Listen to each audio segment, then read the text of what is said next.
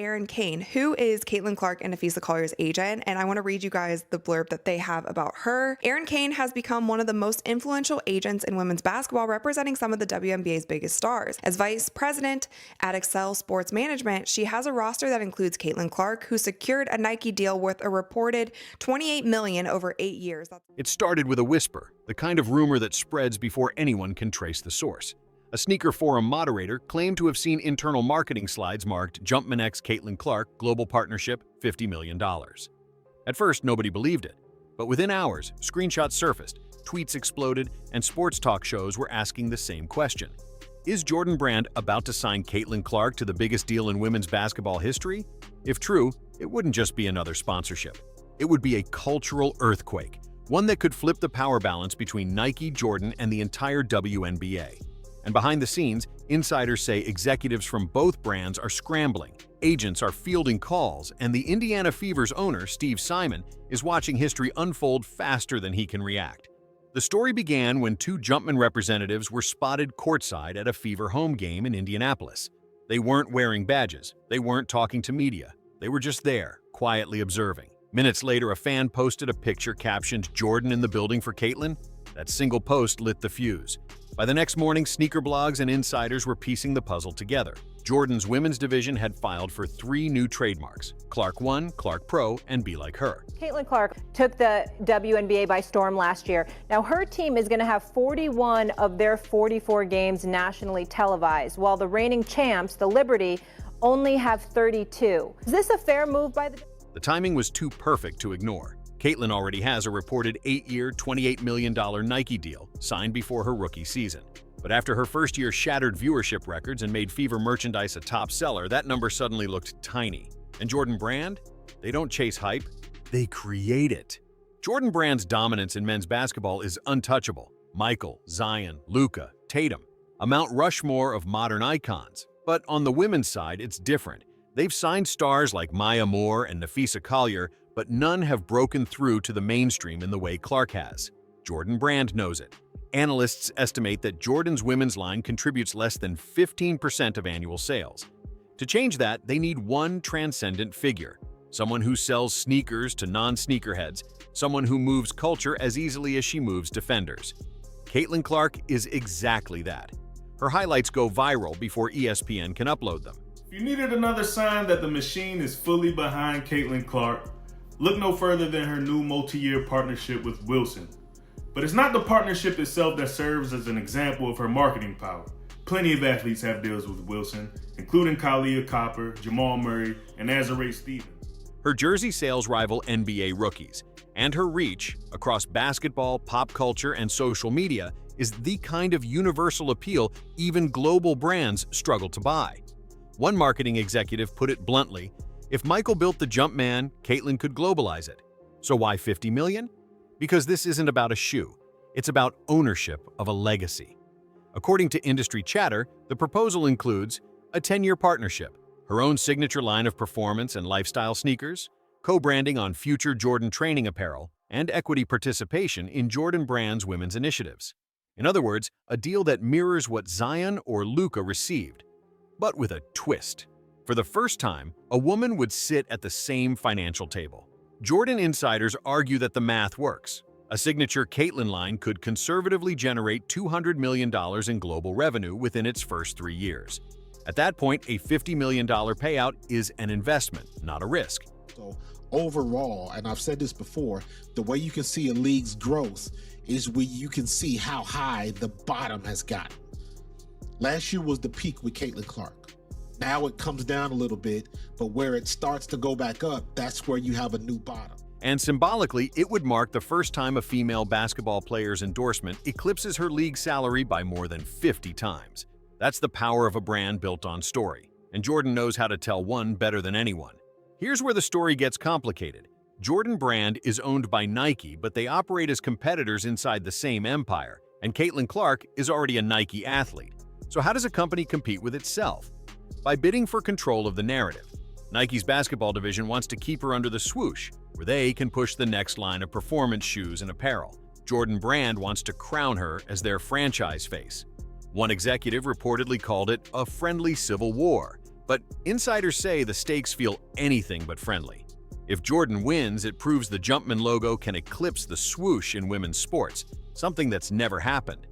He asked me kind of what I want to do with some of the copies that I wear throughout the season, and my dog is really important to me. It's my childhood dog that I grew up with. So the shoe was basically all golden, and then obviously the tongue of the shoe was pink for a golden retriever or any dog really. But and then on the sock liner, my shoe was a picture of my dog. If Nike keeps her, they preserve tradition, but risk looking out of touch with a new generation that values individuality over loyalty.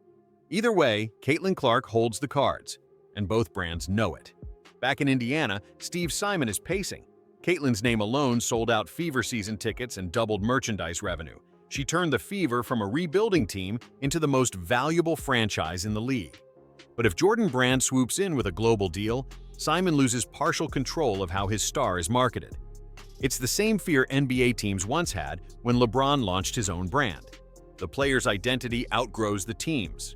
Simon reportedly held meetings with league officials about commercial independence, corporate language for how do we keep up when our players become global CEOs. His position is tricky. He's thrilled by the exposure, terrified by the imbalance. Because if Caitlin's brand eclipses the Fever, she effectively becomes the WNBA's unofficial commissioner of attention. And that changes everything about how the league operates. This is being entertained. The only reason people in any mass type of scale are watching is because of Caitlin Clark. When the rumor hit players' group chats, reactions were mixed. Some sent fire emojis, others sent the side eye. A few veterans privately wondered how one player could command more endorsement money than entire team payrolls. Meanwhile, younger players saw it as motivation, proof that women's basketball finally had leverage. Angel Reese posted a cryptic on X. A'ja Wilson liked a tweet saying, "Some people play the game, some people change it." Within hours, fan debates went nuclear. Is Caitlin overhyped? Is this jealousy or justice? And every argument only boosted her engagement numbers. Love her or not, she remains the gravitational center of women's sports. And that's exactly why brands keep circling. Behind closed doors, Jordan Brand executives reportedly drafted a campaign outline titled "Be Like Her." The concept, recreate the emotional pull of the original Be Like Mike ads, but reframe it for a new era. Visuals of girls shooting threes from half court, college players lacing up Clark ones, voiceovers about courage, creativity, and rewriting the game. Actual robbery, $28 million over 8 years for Caitlin Clark. That's one of the worst deals that we've seen. But we continue. Along with Nafisa Collier, Arike Ogunbowale, and softball icon Jenny Finch, Kane built her reputation by launching Octagon's WNBA practice and later founded the Clarion agency dedicated. If the campaign launches, it wouldn't just promote a shoe. It would symbolize the shift from imitation to inspiration. Not be like Mike, but be your own legend. It's exactly the kind of narrative Caitlin embodies. Humble background, relentless work ethic, calm confidence under fire. She doesn't scream greatness, she proves it. And Jordan Brand, masters of myth-making, know that every generation needs its icon. Michael defined the past. Caitlin Clark could define the future. Insiders say this potential partnership isn't limited to the US. Jordan Brand has been quietly building women's basketball clinics in Europe and Asia, looking for a face to headline them. Caitlin's clean-cut image and universal appeal make her perfect for that role. She bridges markets, American enough for nostalgia, modern enough for TikTok. The plan reportedly includes international tours, a Clark Classic exhibition, and youth initiatives under the Jumpman banner. Think Air Jordan meets grassroots basketball, and the timing couldn't be better. With the Olympics around the corner and global interest in women's sports exploding, Jordan Brand sees an open runway.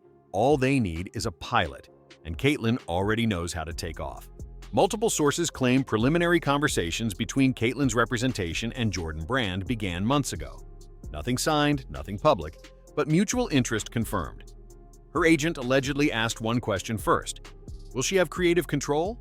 Jordan Brand's answer, according to leaks, was yes. They're offering her not just endorsement rights, but actual design input, colors, materials, storytelling. That's rare. Even in the men's game, only a handful of athletes get that level of freedom. It's a signal. Jordan doesn't just want her face, they want her vision. If finalized, this would mark the first fully co-designed women's sneaker line under the Jumpman umbrella. a line meant to sit next to the LeBrons, Kobes, and Jordans on store shelves, not in a separate women's section. That subtle change, equal shelf space, might be the most revolutionary part of all. I just thought this was interesting because Erin Kane is on here because of Caitlin Clark. Caitlin Clark's number 4. Erin Kane is on this list because of Caitlin. I don't love that they put in this Nike deal. $28 million. She should be getting $28 million a year from Nike. Okay. Reports from Beaverton suggest Nike's top executives called emergency meetings after the rumor went viral. The question on the table, how do we keep her? Options included renegotiating her existing deal, promising earlier rollout of her signature shoe, or even offering her own sub-brand under the swoosh. But internally, some argued it's already too late. Jordan Brand's mystique is different. It's not corporate, it's personal. Jordan isn't just a name. It's a story of rebellion, excellence, and freedom. Caitlin's calm competitiveness fits that DNA perfectly. And if she jumps ship, even within the same parent company, it changes how every young athlete sees their options.